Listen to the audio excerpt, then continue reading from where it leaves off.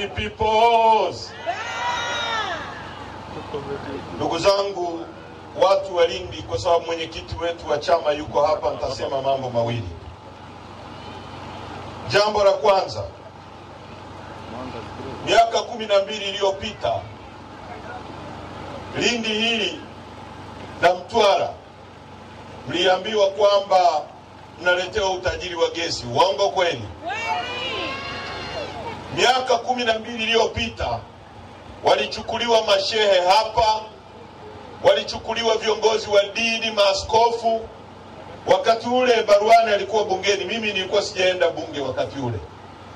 Wakapelekwa Norway, wakapelekwa Malaysia, wakapelekwa na nchi nyingine ambazo watu wake wameendelea kwa sababu ya gesi.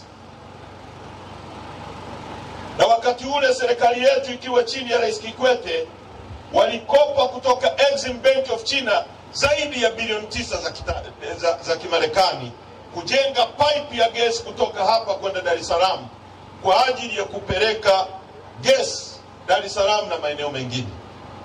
Na wakati ule hata bwawa la Mwalimu Nyerere lilikuwa halijaanza kufikiriwa. Tuliambiwa kwamba tunaenda kuletewa umeme wa gesi na itakuwa ni mwarobaini kwa matatizo ya umeme wa nchi. Nasema uongo, nasema ukweli? Mkoa wa Lindi una kilomita za mraba 66,000. Ukichukua nchi ya Israeli inaingia Lindi mara 3. Na mkoa wa Lindi huko nyuma ndio ulikuwa unalima mkonge, mnalima korosho, mnalima ufuta, mna bahari, mna Seru iko hapa, na Seru ni kubwa hata kuliko nchi ya Rwanda peke yake. Lakini leo tumefika Lindi, hali ndio hii hapa. Huhitaji kuambiwa Lindi ambayo kabla ya uhuru mabenki makubwa duniani yalikuwa yanakuja hapa kuwekeza hapa kwa sababu ya mkonge. Mnajua mkonge ndio unatumika kutengeneza viti vya magari na makapet na vitu mbalimbali vya thamani duniani. Sasa ndugu zangu, kama alivyosema Leba, umaskini wa nchi hii ni umaskini wa kutengeneza na viongozi tulionao. Viongozi wa serikali waliopo wamekaa madarakani kwa zaidi ya miaka 63. Wamegeuza eneo hili ambalo lingekuwa leo lina kiwanja kikubwa cha ndege, ndege zinatua zinaleta watalii, wanakuja kwenye fukwe hapa. Kungekuwa na mahoteli makubwa hapa Lindi. Leo kama kuna hoteli kubwa hapa, hayo mahoteli yangenunua nyanya kwa watu wanaolima nyanya hapa. Leo kama wewe ungekuwa unalima nyanya hapo, wakinunua nyanya kutoka kwako, pesa ikitoka Ulaya inaingia kwa mwenye hoteli, inakuja kwako na elima nyanya. Wewe ungemwagiza bodaboda afuate nyanya nyingine shambani, yule bodaboda angepata hela, angenunua mafuta kwenye mtu anayeuza mafuta, yule angepata hela, angejenga kituo kingine, angeajiri mtu mwingine, fedha ingekuwa kubwa zaidi. Leo Lindi imeuawa kiuchumi. Mkonge umekufa, korosho ni wizi, wanawaibia. Leo Lindi imeuawa kiuchumi. Mkonge umekufa, korosho ni wizi, wanawaibia. Gesi ambayo iko maeneo yenu, futi za ujazo trilioni 54.5 haifunction. Hakuna mtu anayejua leo nini kinaendelea kuhusu gesi. Imekuwa siri ya serikali. Nasema uongo? Watu waliokuwa wanadai hawajalipwa tena mambo yao ya gesi kwa sababu haieleweki kinachoendelea. Leo kuhusu utalii wa Seru, ni ngumu kwenda Liwale kwa sababu hakuna barabara. Tumetoka Dar es Salaam, mtalii hawezi kuamua kuja Seru aache kwenda kaskazini ambako kuna barabara nzuri, ambako kuna uwanja wa Kia pia. Leo utalii wa fukwe hizi zote, kungekuwa na utalii mkubwa sana maeneo haya na uchumi wa hapo ungekuwa mkubwa. Leo uvuvi baharini ungekuwa mkubwa kwa sababu bahari iliyoko kwenye nchi hii 60% iko kwenye mikoa ya Lindi na Mtwara. Unaenda nchi kama Norway, mwaka jana peke yake uvuvi wa bahari kuu wamepata mapato ya zaidi ya bilioni 9 dola ambazo ni trilioni 30, karibia asilimia 80 ya bajeti ya nchi yetu ni uvuvi wa mwaka mmoja. Vijana wetu hawana ajira kwa sababu watu walioko madarakani hawana uwezo, ni wabinafsi, ni majizi, hawataki kuwekeza kwa kwa wananchi ili wananchi wapate maisha.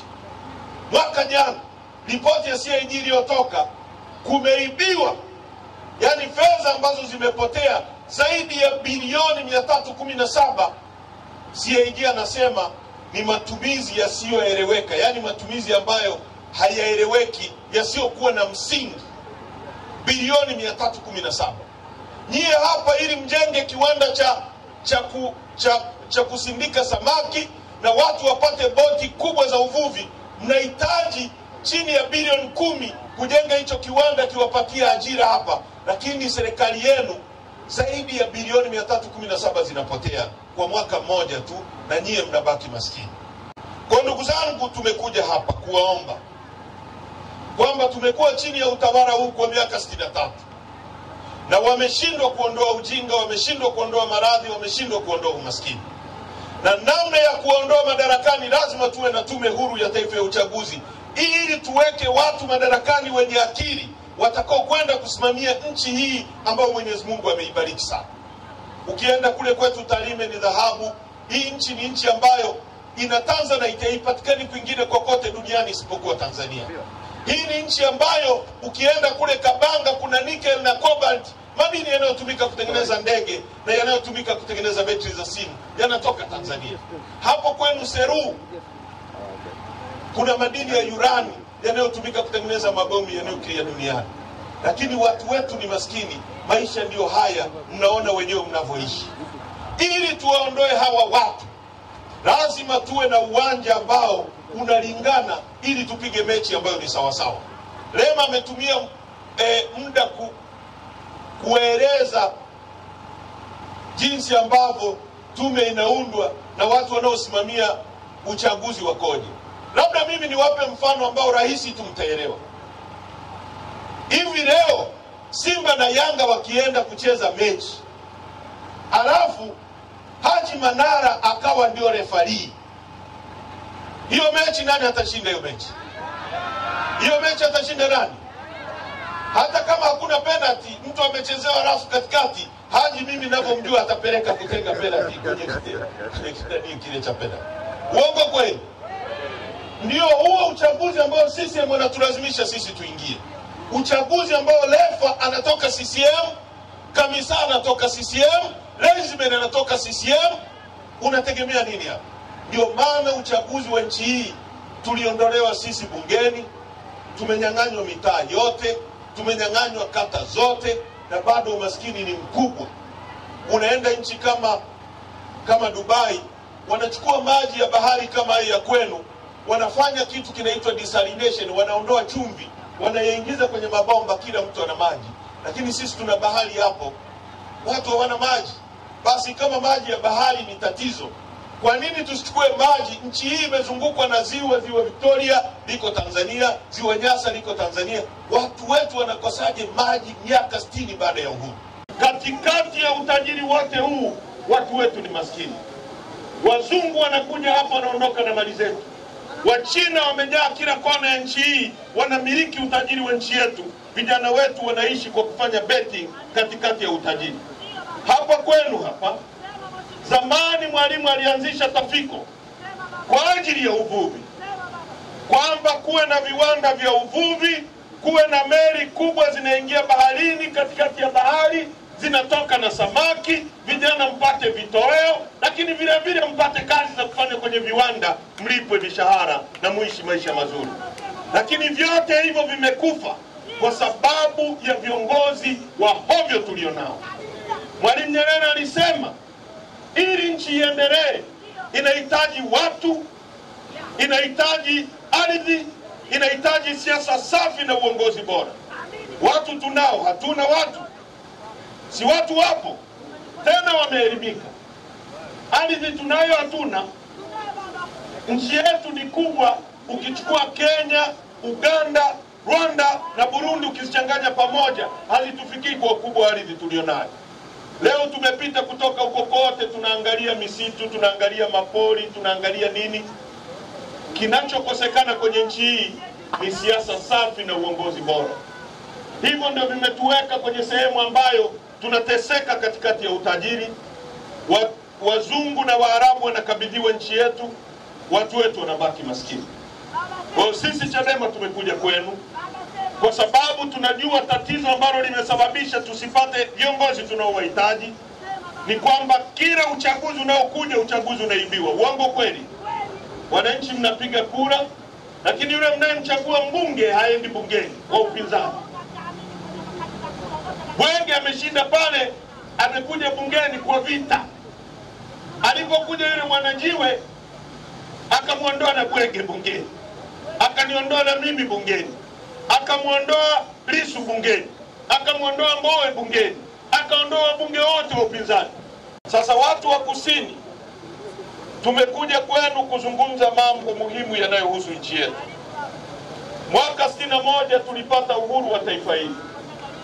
Na wakati ule Mwalimu Nyerere alisema hivi, tunataka uhuru wa nchi yetu kwa sababu wakoloni wazungu wameshindwa kuondolea Watanzania ujinga, wameshindwa kuondolea Watanzania maradhi, na wameshindwa kuondolea Watanzania umaskini.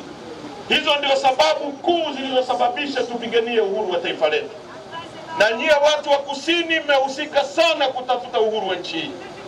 Lakini nyie mko kwenye taifa ambalo limejaa rasilimali za kutisha. Hapa pembeni yenu kuna bahari, uongo kweli? Hapa jirani kuna gesi, uongo kweli? Hapa jirani yenu kuna makaa ya mawe, uongo kweli? Nyie mnalima korosho, uongo kweli? Nyie mnalima ufuta, uongo kweli? Nyie mna nazi, uongo kweli?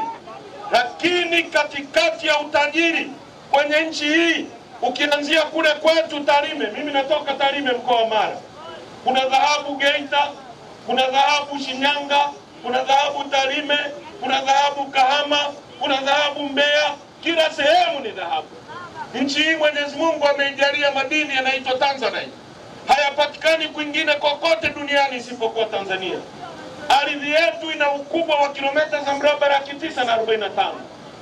Tuna gesi, tuna makaa ya mawe, tuna chuma, tuna kila kitu. Tuna vitu vyote tunavyovijua kwenye nchi hii. Hapa jirani yenu Seru iko wapi? Si hapa kwenu hapa? Si iko kusini hapa? Hapo Seru pamejaa madini yanayoitwa uranium. Madini yanayotumika kutengeneza mabomu ya nuclear yanatoka Tanzania. Kuna madini yanaitwa nickel na cobalt yanatoka kule Kagera.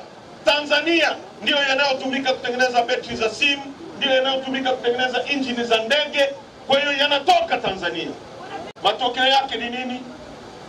Bandari zetu zikauzwa, hakuna mtu wa kusemea bungeni. Hebu nyie fikirieni hivi, kama sisi tungekuwa bungeni kipindi kile, alafu walete mjadala wa kuuza bandari, nini kingetokea? Mimi nilikuwa napiga beki, Mbowe anapiga kiungo, Lema anapiga winga. Ilikuwa ni bunge la hatari, hoja ikiingia bungeni inajadiliwa.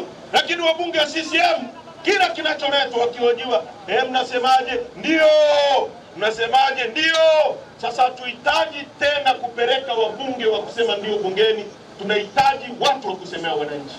Na ili tupate watu wa kuwasemea wananchi, lazima kura yako iwe na nguvu. Leo hamna madawa hospitali, hamna matibabu mazuri, shule za hovyo. Watu wengine wanapeleka watoto wao, yani afisa elimu wenu kwenye wilaya hii anapewa gari na serikali, analipwa mshahara na serikali ili akasimamie ubora wa elimu. Alafu ile elimu anayoisimamia yeye, mtoto wake hawezi kumpeleka asome pale. Hii inakwambia nini wewe mtu wa Somanga? Kwamba elimu ambayo anatakiwa kusimamia ubora wa elimu, haamini hiyo elimu anayoisimamia hawezi kupeleka mtoto wake pale. Au yeye akiugua hatibiwi kwenye hospitali hizi mnazotibiwa. Waziri akiugua anaenda kutibiwa wapi? India. Kwa nini aende kutibiwa India wakati hospitali anazosimamia ziko Tanzania kama anaziamini? Kwa tunaongozwa na viongozi ambao wamesababisha taifa hili limekuwa maskini, na kwa sababu hizo wanatumia hawa ndugu zetu polisi, na hawa nao wamepigika tu kwa sababu mishahara yao kidogo tu. Mimi nilikuwa bungeni, mshahara milioni 12. Huyu afande mshahara wake ili apate milioni 12 mpaka afanye kazi miaka 6. mimi mshahara wa mwezi mmoja tuko nani. Sasa lazima hali hii tuondokane nayo, lazima tubadilishe hali hii, lazima tukubaliane kwamba ili tuweze kubadilisha hali hii lazima uchaguzi wa nchi yetu, system ya kusimamia uchaguzi ibadilike. Uchaguzi wetu usiwe unaosimamiwa na polisi wanaiba kura